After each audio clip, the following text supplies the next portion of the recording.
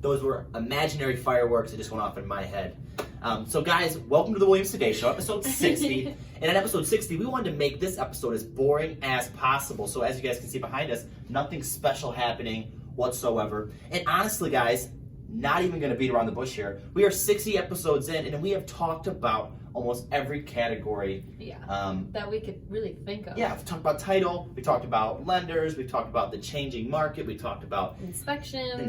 I mean, everything. the list goes on, right? So right now at this point in time, and trust me, you never stop learning in the world of real estate, and we're not saying that we've learned it all and we know everything now. Right. We've just talked about subjects that we want to, we don't want to be repetitive with it. So. Right.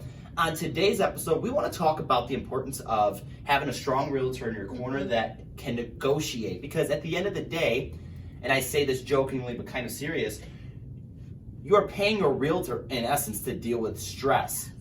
It's not just any type of stress, it's right. negotiating, like the negotiations behind it right. that are stressful. So you want to make sure that when you're selecting your realtor, it's not just based on like, oh, we get along, we click. That's important because you don't want to work with somebody that you don't get along with, but you want to work with somebody who's like a shark, who's gonna take your assets and the money that you're getting ready to spend very, very seriously, and put that suit and tie on. Not say suit and tie, the mindset of a suit and tie on, and we're going, at this like we're doing business, right. and it's very, very serious. It's a lot of money. It's either the largest purchase that you're gonna make, or it's a large asset in your equity. There's no games to be played, right? Right, exactly. So we want to talk about it just a little bit, like the negotiation parts of it. So when you get under contract, say if you're a buyer, from A to Z, so number one, you make the offer, right? You love this house, you make the offer, and you're like, okay, this is what I want, right? This is what I'm willing to spend. I think the house is worth it. You have an inspection period, right? And the inspection takes place. You find things out that you couldn't see with the naked eye. The inspector that does it every single day points out all these things that is typical in a house or not typical, right? Then renegotiation has to happen, right? Or it doesn't, or you're just like, okay, these are minimal things that I'll take care of. But that's when your realtor has to step in and negotiate on your behalf, and they have to do it in a way that works for both parties. You don't want to just come in there very rude. That will set you up for the seller to decide that we want to go in another direction. We don't want to deal with this mess. You need a realtor who's well-rounded, understands both sides, will tell you the honest truth, what's ridiculous, what's not, what's worth it, what kind of price reduction are we going to do, stuff like that. There's negotiations that happen throughout that process, and that's just one situation. Talking about appraisals, because right after the inspection, everything goes good, you renegotiate, the appraisal comes in, it comes in below what you offered. Another negotiation tactic. Again, the realtor has to be on their A game. You have to understand that the seller was anticipating one thing, and now it's going to change. Right. The whole world's going to change. Their bottom line's going to change. And you want a realtor that understands both sides, right? Their fiduciary right is to you. They're obligated to work for you. But you want to understand that there's going to be an explosion that happens, and that's where the stress seeps its way in. You're right, and we want to keep that explosion as minimal as possible. So and that we're not, we're not poking the fighting. bear on either side. Right, we're not just blowing the whole deal sky high. And there's ways to do it, the smart ways to do it, and it can be done. So it's very important that you select your realtor. So again, guys, the whole reason for this video was to talk about some of the things that a real estate agent will do for you. So now on the sell side of things, it's the exact same thing, but backwards, right?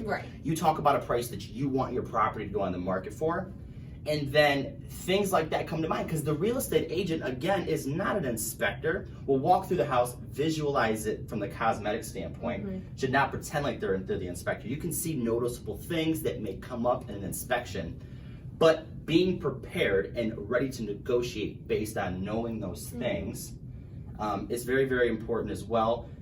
But yeah, so on the sell side of things, the same kind of thing can happen to the seller, right? Like something comes up with the inspection. The buying side now wants to reduce, the appraisal comes in low, the buy side wants to reduce, and these are all conversations, and negotiating comes into play. Okay, I understand these things need to be repaired. We don't want to reduce the price, we'll do the repairs. Or that is unrealistic for this market, the equity's still in the property. We do not, there's just ways and things that come into play with real estate agents. A lot of people don't even realize that we're doing in the background. I know. See, the misconception is that we're here, we're just salesmen selling ourselves. And actually, this is why I love real estate, because I don't have to sell myself one little bit. You either find the value in working with Hannah and myself, or you don't, and you find another real estate agent. It's as simple as that. But knowing what a real estate agent does is more than just showing you a house, selling you the brand new hardwood floor, and helping you sign documents at the end. There's a lot more to it, a lot more misconceptions than people realize. And while it is stressful, but it's worth every single minute of it. I love seeing the happy faces of every one of our clients, and I love the learning process of it too. But that's going off the fly on this video, guys. Absolutely just said, let's just jump in front of the camera and talk about what we deal with on a daily basis as far as the negotiation tactics and maybe some misconceptions that people have about real estate agents. I know you had a couple that you wanted to discuss too. Some misconceptions of real estate agents. She hates when I put her on the spot. I know. I wasn't ready for that. We can talk about like maybe commission. Was it commission that you want to talk about, or like? Yeah, well, I mean that as well. Like, cause we, I feel like a lot of people. I've had so many people message me like, do you guys make an hourly rate? How does this work? I'm thinking about getting into it, and then I'm like, no, we straight commission. I haven't had a single person ask me like, what's the hourly rate? Do you guys make an hourly rate? And I'm like, no, and then I don't hear back from them after that because they get a little scared. How do I get involved into the business, and how much will I make an hour? Yes, that comes up so much. Right. And then some of our clients don't know this either, and I don't run around telling them, just so you know, I'm not getting paid right now. But we do express, you do not make an hourly rate as a real estate agent. You have to. It's a scary field. You really have to fight to stay into this field. Yeah, you have to keep your head above water, and it takes time. You're building, just like any other business you're building it. But no, we do not make an hourly rate. Right, and we don't work for anybody either. I don't, like we work under a company, real estate but at the end of the day, but at the end of the day, we're our own bosses. We make our own schedules. We do as we please. Yeah, and as much as you get what you get, right? And this type of business will show you very quickly how business works, right? That if you're not going to put something into it, you're not going to get anything back. Yes. You get what you give. While we have that flexibility and people think we can do whatever we want, if we work as minimal as possible, we're going to make as minimal as possible. We're not going to get very far in the business. So I would guesstimate between Hannah and I mean, together, I think we work well over 100 hours a week. Oh, absolutely. If we combined our schedules, at least 80 hours. At least 80 hours a week we put into this. Like there's not a time of day that we're really not working, because I mean we might go like an hour or so throughout the day where we're not getting phone calls, or we don't have to call people ourselves and all that kind of stuff. But I mean, it could be midnight and we're calling people, we're messaging other realtors, we're talking to our clients. Like, I work more now than I ever have before. Absolutely. But it's work that I enjoy doing, so it doesn't feel like I work as many hours as I do. And I'm also not counting the hours, right? I'm looking at my clock. Right. Oh, like, is it 5 o'clock? Is it gonna be 5 soon? Or oh my God, when are we closing the restaurant? Any of that stuff, it's there's a different mindset to it. And but yeah, that's just a few different misconceptions that they have. And the commission thing I want to talk about as well, because some people don't understand how that works either. So